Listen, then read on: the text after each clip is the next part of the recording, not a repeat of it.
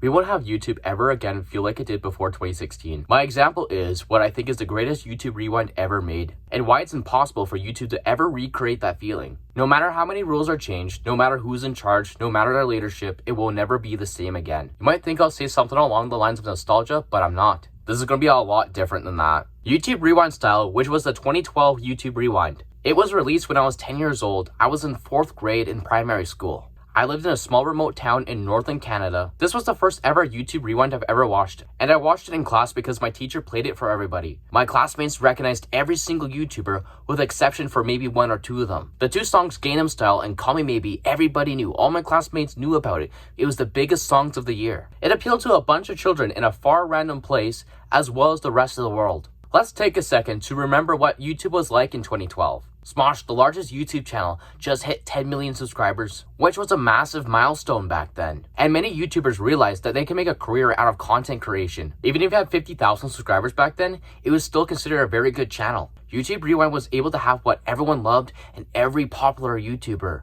Now that's absolutely impossible. The largest YouTube channels now have over 100 million subscribers, and it's not just one channel. And those channels, with the exception of Mr. Beast and PewDiePie, the average person doesn't know about. Or there are actual companies or corporations running those channels. There are now countless YouTube channels that have over 1 million subscribers. And now YouTube creators with 100,000 subscribers are considered small channels. This has created the reason why YouTube will never have the same feeling again because of internet polarization. YouTube now has so many topics, people, and conversations that are so popular but with no overlapping audience. 2 channels with over 20 million subscribers may not even share 1,000 viewers with each other. What might be very popular to some, others might not even know about it. There are just so many groups and types of videos on YouTube that it's impossible to recreate that feeling from 2012. Not to mention, this is multiplied for every single language that is popular on YouTube. The type of content that is popular in English may not even be a niche in French, Spanish, or even Korean. So it's impossible for YouTube Rewind this year to make sense for everybody. And we may be lucky to even recognize even just 2 YouTubers, 1 or 2 trends, or even the songs in it because of polarization.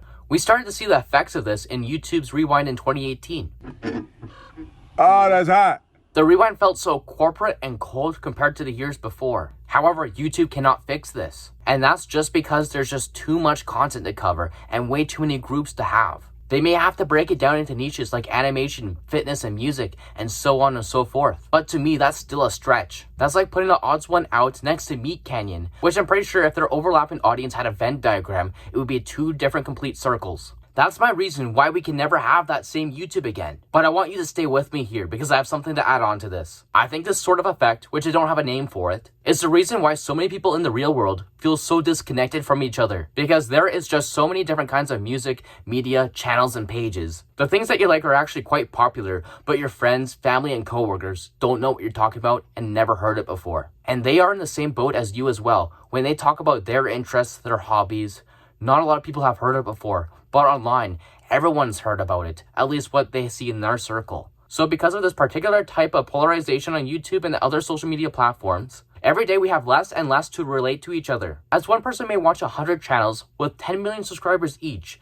and a friend watches the exact same with 100 different channels, each having 10 million subscribers, and they won't have a lick of anything in common. I believe when it comes to content addiction and its effects, this is never brought up by anybody. How the casual viewer may feel the disconnect in real life because none of their friends listen to the same music, play the same games, or have any of the same interests as them. There is nothing wrong with being unique, and you may certainly not feel this way because of everyone that shares the same interests as you online. However, it's a lot easier to connect with people who like the same things as yourself. I want to summarize this by going back to the 2012 Rewind. Remember that all my 4th grade classmates knew everything in that video. I doubt any of the kids would understand what's inside a Rewind today, and frankly, I wouldn't understand myself. That's why I don't think we'll ever get a Rewind like we did in 2012 ever again, since it's impossible. That's all for today's video. I hope you like something different today, but I think it fits the theme of content addiction. A subscription would really help me out. Thank you all for the support so far. It's really made me happy. A like and comment will make this video reach out to more people who need it. And remember to love yourself so you can save yourself.